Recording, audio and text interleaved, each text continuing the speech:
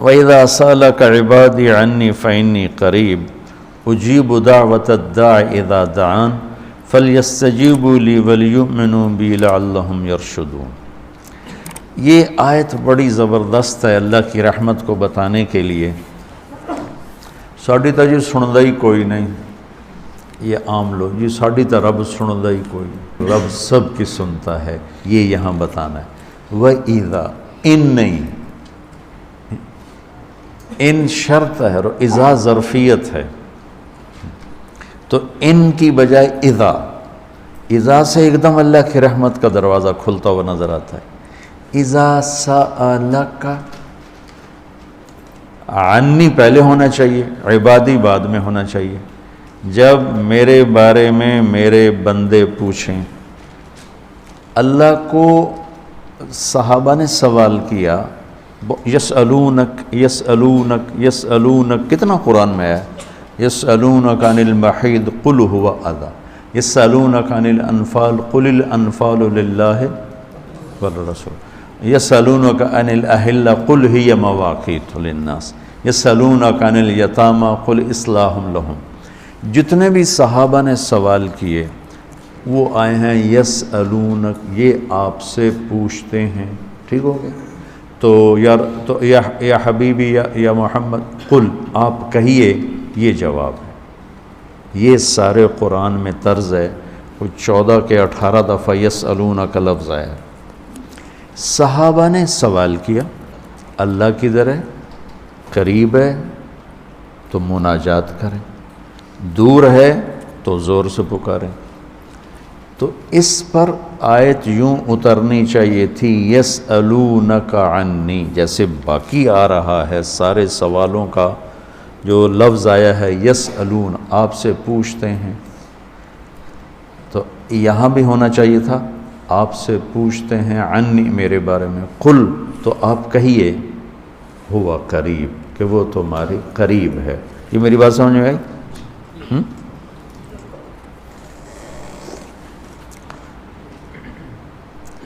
یہاں اللہ تعالیٰ نے وَإِذَا سَأَلَكَ، یسألون کا مطلب ہے کہ ابھی یہ جواب ہے، بعد میں بدل سکتا ہے۔ یسألونک عن کذا قل ہوا، تو یسألونک اور قل ہوا میں حتمی نہیں ہے، ابھی یہ بات ہے، کل کو بدل بھی سکتی ہے۔ اذا کا مطلب ہے کہ یہ ابدی جواب ہے، یہ جواب قابل تبدیل نہیں ہے، یہ آگے جو جواب آئے گا وہ ہمیشہ کے لیے ہے۔ اب سنو، وَإِذَا سَأَلَكَ عبادی عنی، اپنے آپ کو بعد میں ذکر کیا اور اپنے بندوں کو پہلے ذکر کیا۔ اذا سألک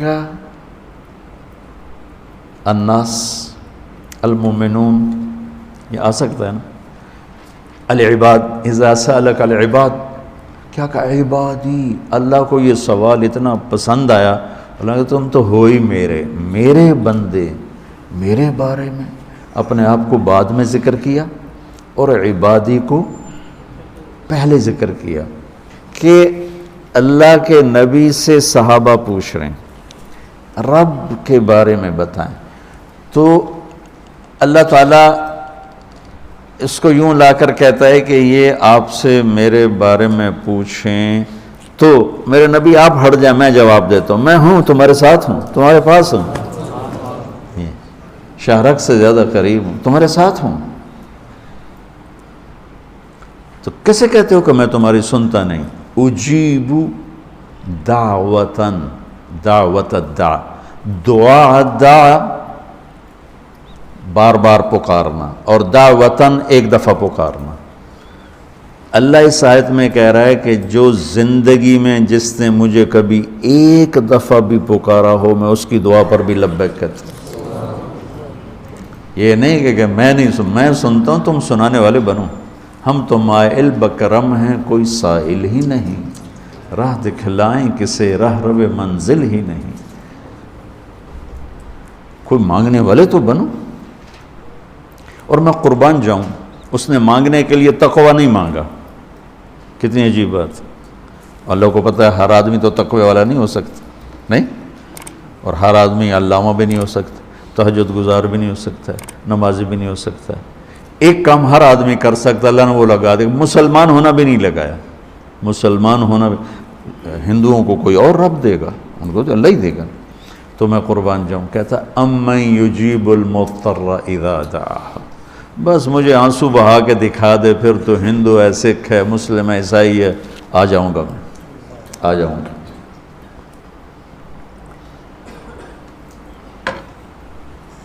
سب کی سنتا ہے۔ اجیب الدعوت الداع، ایک دفعہ بھی جو زندگی میں پکارتا ہے نا، اذا دعان، جب جس وقت اس کی زبان سے یا اللہ نکلے گا، میں لبیک کہتا ہوا ہوں گا۔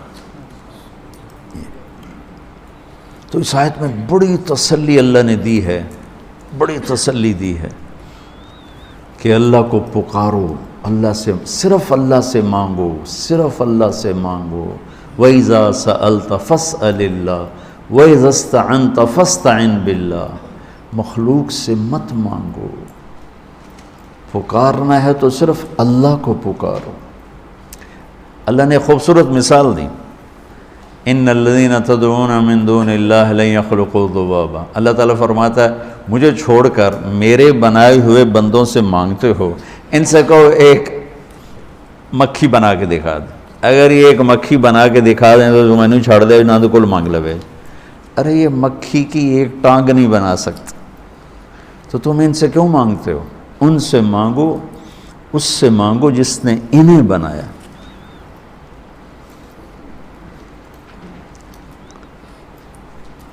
تو اس آیت میں اللہ نے بڑی تسلی دی ہے کہ تم مانگنے والے رو دھو کے میرے سامنے رونا سیکھ لو، کر دوں گا، مضطر بن کے دکھا دو۔ دعا تو ایک پکار، ایک فریاد ہے، عرش کو ہلا دے، اگر کوئی تڑپ کے اللہ کو دکھا دے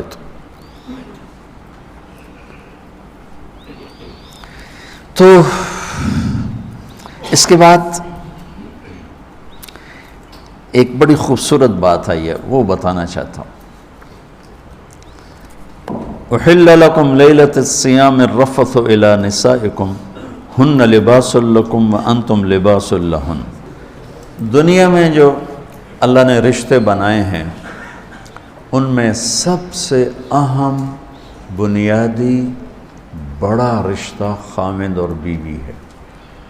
میں یہ کہاں سے بات کرتا ہوں؟ پڑھی ہوئی بات نہیں میری، قرآن سے استنباط ہے، اس طرح پر کہ والدین کے لیے چند آیات، بچوں کے لیے چند آیات، بہن بھائیوں کے لیے چند آیات، وراثت کے لیے 2 رکوع ہیں، اس میں سب کا ہی ذکر ہے، اور خامند اور بیوی کے لیے سینکڑوں آیات۔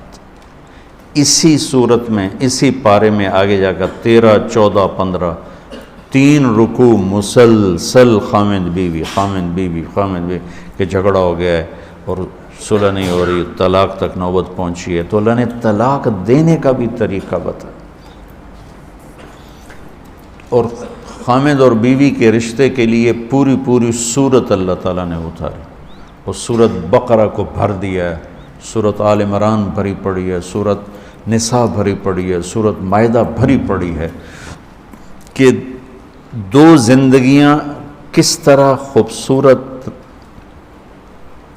انداز میں زندگی مکمل کریں، چونکہ یہ اس رشتے پر آگے نسل قائم ہوتی ہے، نسل وجود میں آتی ہے، تو اس کو سب سے زیادہ اللہ نے کھول کے بیان کیا۔ اور ہمارے نبی کی 11 شادیاں کا مقصد کوئی آپ کو عورتوں کی رغبت نہیں تھی، 25 سال کا نوجوان 40 سال کی بیوہ سے شادی کرے، جو 2 دفعہ بیوہ ہوئیں، 1 دفعہ منگنی ٹوٹی، ورقہ بن نوفل سے منگنی ٹوٹی، حضرت خدیجہ کی منگنی ٹوٹنا بھی ایک قسم کا کہانی بن جاتی ہے، افسانہ بن جاتا ہے عورت کے لیے، کیوں ٹوٹ گئی۔ ابو حالہ سے شادی ہوئی، 1 بیٹا 1 بیٹی، ابن عابد سے شادی ہوئی، 1 بیٹا، ابو حالہ بھی فوت ہو گئے، پھر شادی ہوئی تو ابن عابد وہ بھی فوت ہو گئے، اور حضرت خدیجہ رضی اللہ تعالیٰ عنہ 40 برس کی عورت ہیں اور آپ 25 برس کے نوجوان ہیں، اور آپ ان سے شادی کر کے زندگی کے 25 سال ساتھ گزار دیتے۔ حدیث سنا دیتا ہوں لمبی بات نہ ہو جائے. ما تزوجت وما زوجت الا بوحی من السماء نزل به جبریل. لوگوں، میں نے جہاں شادی کی، میں نے جہاں بیٹی کی شادی کی، پہلے جبریل نے آ کے اللہ کا حکم سنایا، پھر میں نے شادی کی. تو آپ نے 11 شادیاں کی. اللہ کی قسم میں کھا کے کہتا ہوں، زندگی سمجھانے کے لیے. کیونکہ نماز پڑھنا تو آسان ہے، ایک لوٹا پانی چاہیے، 10 منٹ چاہیے. تراویح بھی کوئی مشکل مسئلہ نہیں ہے. میں نے ابھی 2.5 پارے سن کے آ کے آپ کے پاس بیٹھا، چونکہ میں الگ سنتا ہوں. تو 1.5 گھنٹہ 1.25 گھنٹے میں 55 منٹ میں 50 منٹ میں ایک دفعہ میں نے 10 پارے سنے، 2 دفعہ 10 پارے سنے، تو 5-6 گھنٹے میں فارغ ہو گئے. لیکن جو زندگی ہوتی ہے، جو شادی ہوتی ہے، وہ پوری زندگی کا معاملہ ہوتا ہے. وہ صرف وقتی کام نہیں ہوتا. صبح سے شام تک روزہ رکھا، فارغ ہو گئے. 5 دن میں حج کیا، فارغ ہو گئے. جیب سے نکال کے پیسے دیے، زکوٰۃ سے فارغ ہو گئے. لیکن میں نے زندگی کس طرح گزارنی ہے. کسی کی بیٹی میرے ساتھ جڑنے لگی ہے، اور عورت کسی کا بیٹا اس کے ساتھ جڑنے لگا ہے. اب یہ لڑکا کسی اور گھر میں ہے، لڑکی کسی اور گھر میں ہے. اس کی اپنی عادات ہیں، اس کی اپنی عادات. یہ دونوں کس طرح چلیں، اس پر قرآن نے سینکڑوں آیات بیان کی. اور یہ میرا المیہ ہے، میرا دکھ ہے، اور پوری قوم کا المیہ ہے کہ ہم نے لوگوں کو معاشرت نہیں سمجھائی. عبادات عبادات عبادات عبادات. جس چیز کی کوشش کی وہ وجود میں آ گئی. فقہ ہماری ضرورت ہے تو وجود میں آ گئی. اور تبلیغ کے لیے نکلنا، لوگوں کو اللہ کی بات سنانا ہماری ضرورت ہے. جب کوشش کی تو وہ چیز وجود میں آ گئی. اور تزکیہ ذکر کے بغیر نہیں ہو سکتا، صحبت کے بغیر نہیں ہو سکتا. جب اس کی کوشش کی گئی تو وجود میں آ گئی. لیکن ایک خلا باقی رہ گیا جس کو بولا نہیں گیا کہ بیوی سے سلوک کیسے ہو، ماں باپ سے سلوک کیسے ہو، اولاد ہو تو بچوں کے ساتھ سلوک کیسا ہو. تو وہاں خلا آ جاتا ہے. وہاں وہ بالکل ایسے ہو جاتا ہے جیسے اس کو پتہ کیوں نہیں ہو، جہالت کی زندگی پہ اتر آتا ہے. تو میرے اللہ نے کیا خوبصورت انداز میں بات سمجھائی ہے. ہن لباس لکم. پہلے انہیں ذکر کیا، پھر تمہیں بعد میں ذکر کیا. وَأَنْتُمْ لِبَاسٌ لَهُنْ. پہلے ان کو لائے ہیں، بعد میں تمہیں لائے. پہلے عورت کو لائے ہیں، پھر مرد کو لائے ہیں. عام طور پر مجھے نا وہ اب تو میں ڈاک پڑھتا ہی نہیں ہوں تو موقع ہی نہیں ملتا، لیکن ان میں خطوط آتے ہیں کہ آپ صرف عورتوں کے پیچھے پڑے، ان کے بیان کرتے ہیں حقوق کا، مردوں کے بیان ہی نہیں کرتے. میں دونوں بیان کرتا ہوں، لیکن عورت کمزور ذات ہے اور اس پر ظلم اور زیادتی کی انتہا ہے کہ خامن بدتمیز ہے، مارتا ہے، شادی کر کے بھی زنا کرتا ہے. تو میں اس کا علاج کیا کروں؟ وہ میرے سامنے روتی ہیں، چیختی ہیں، چلاتی ہیں. تو 100 کیس جب میں سنتا ہوں تو اس میں 95 ہوتے ہیں جو لڑکا اس کے والدین کی زیادتی نہیں ہوتی، ظلم ہوتا ہے. اور 5 ایسے ہوتے ہیں جس میں لڑکی اور اس کے والدین کی زیادتی اور ظلم ہوتا ہے. تو جو چیز زیادہ ہو رہی پھر اس کو میں زیادہ بیان کرتا ہوں. میں اسی معاشرے میں پروان چڑھوں. میں کون سا کوئی ہوائی مخلوق ہوں کہ میں کسی اور سیارے سے آ گیا اور مجھے پتہ کوئی نہیں. یہ جو جوائنٹ فیملی سسٹم ہے یہ کسی زمانے میں بہت اچھا تھا. اب یہ مصیبت ہے، بہت بڑی مصیبت، کہ کوئی کسی کے حقوق کی رعایت نہیں کرتا. ٹانگ اڑانا اپنا فرض سمجھتا. جیسے کہتے ہیں نا لوچ تلنا، لوچ تلنا. یہ لوچ تلے ہی تلے، اس تو بغیر وہ رہ نہیں سکتا. شریعت اس کا تقاضا کرتی ہے کہ بچہ بچی الگ زندگی گزارنا چاہیں تو ان کو والدین ان کو گنجائش دیں. اگر اس کی گنجائش نہیں ہے، مطلب میری شادی ہوتی ہے، میری بیوی مجھ سے کہتی ہے کہ مجھے الگ گھر چاہیے اور میرے پاس پیسے ہیں تو میں اس کو لے کر دوں گا، یہ اس کا میرے اوپر حق ہے. اگر میرے اتنی گنجائش نہیں ہے تو میں اس کو کرائے پر لے کر دوں گا. جیسے عرب میں، شیخ اپنے رمزی سے پوچھ لو، تمہارے استاد عرب ہیں، جب تک لڑکا الگ گھر نہیں بناتا شادی نہیں ہوتی، چاہے کرائے پر لے الگ رکھے۔ کیا وجہ ہے؟ کہ اس بچی نے گھر چھوڑ کے آنا ہے، اور اگو کتھائیں ماسی بیٹھی ہوئے، کتھائیں دادی بیٹھی ہوئے، کتھائیں پھپھی بیٹھی ہوئے، کتھائیں بہن بیٹھی ہوئے، کتھائیں چاچا، کتھائیں دادا حکا گڑکیندہ بیٹھا ہوئے۔ وہ بیچاری تو مسلی گئی، تو میری ماں نے نہیں پوچھا، تو میرے ابے نے نہیں پوچھا، تو میری ماسی نے نہیں پوچھا، تو میری بہنوں نے نہیں پوچھا، میں کوئی باہر سے آیا ہوں جو مجھے پتہ نہیں۔ تو اس لیے شریعت کیا کہتی ہے کہ الگ گھر، تاکہ دو زندگیاں چلنا تو آسان ہے، اور ایک زندگی آ کر 10 زندگیوں سے ملے تو وہ تو مصیبت ہے۔ جب کبھی حسن سلوک تھا تو بہت اچھا تھا، اب تو یہ ایک عذاب ہے۔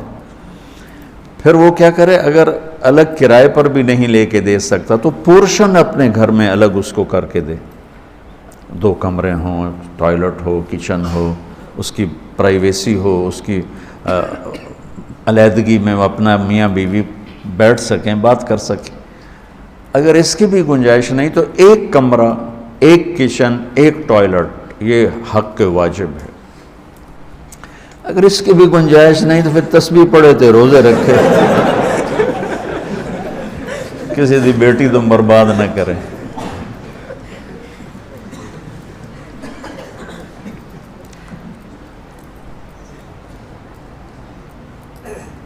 میرے نبی نے فرمایا تزینوا لنسائکم، اپنی بیویوں کے لیے زیب و زینت اختیار کرو۔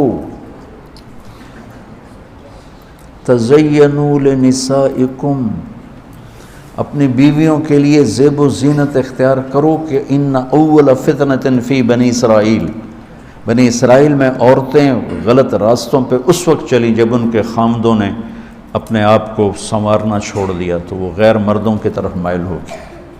اور ایسے ہی عورتوں کے لیے کہا اشارتاً، آپ نے فرمایا کہ ان الحور عین لتتزین لزوجها کما تتزین ام سلمہ لرسول اللہ، سبحان اللہ۔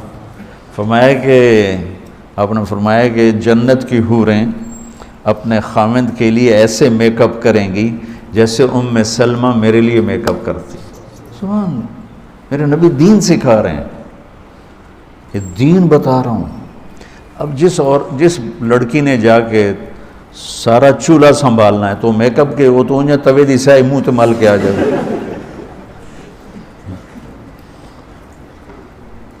یہاں سے ہمارے جاننے والوں کی بچی انگلینڈ، چونکہ یہیں کے لوگ وہاں گئے ہوئے ہیں، تو وہ معاشرت ان کی وہی ہے، وہی دیسی پنا، وہی لڑائی جھگڑے۔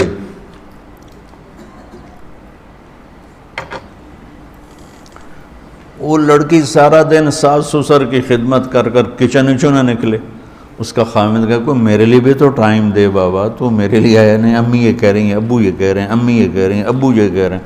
اس نے کہا تو امی ابو کی خدمت کرو، اس نے جا کے 2 شادی کر لی۔ پھر وہ روئے۔ تو بچوں میری باتیں اوپری سی ہیں، چونکہ کوئی یہ باتیں کرتا نہیں، لیکن میں اللہ کے فضل و کرم سے کوئی بات شریعت سے ہٹ کر اپنے میرا یہ رائے ہے اور میری یہ رائے نہیں ہے، میں یہ قرآن سامنے پڑھا ہوا ہے۔ ہن لباس لکم وانتم لباس لہن، تیری بیوی تیرا لباس ہے، اور اللہ اسے کہہ رہا ہے تیرا خاوند تیرا لباس ہے۔ اب اسی سے ایک بات سمجھو، جو میں نے کہا کہ یہ جوائنٹ فیملی سسٹم میں اگر رہنا ہے تو پھر اللہ یہ ہاتھ جوڑتا ہوں والدین کو کہ بچوں کی زندگی میں دخل نہ دیں، بیٹھی کے میں اٹھیندی کے میں۔ اچھا آپ سنو، اللہ کہہ رہا ہے تمہارا لباس ہے تیری بیوی۔ یہ بتاؤ میرے اور میرے لباس کے درمیان کوئی حائل ہے؟ میرے اور میرے لباس کے درمیان کوئی دوسری چیز ہے؟ تو اس لباس کے لفظ میں اللہ کہہ رہا ہے کہ تیرے اور تیری بیوی کے درمیان کوئی دوسرا داخل نہیں ہونا چاہیے، وہ چاہے ماں ہو، چاہے باپ ہو، چاہے وہ بھائی ہو، وہ خالہ ہو، وہ ماسی ہو، جو بھی ہو، وہ نہیں داخل ہو سکتی۔ لباس کیوں کہہ رہا ہے اللہ تعالیٰ؟ تو میری ماں دے اگوں نہیں بولنا، تو میری ماں نے روٹی نہیں پوچھی، وہ پٹائیاں ہو رہی ہیں، مار رہے ہیں۔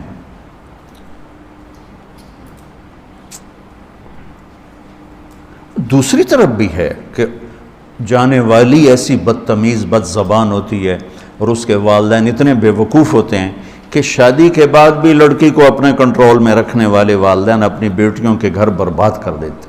یہ کیسز بھی ہیں۔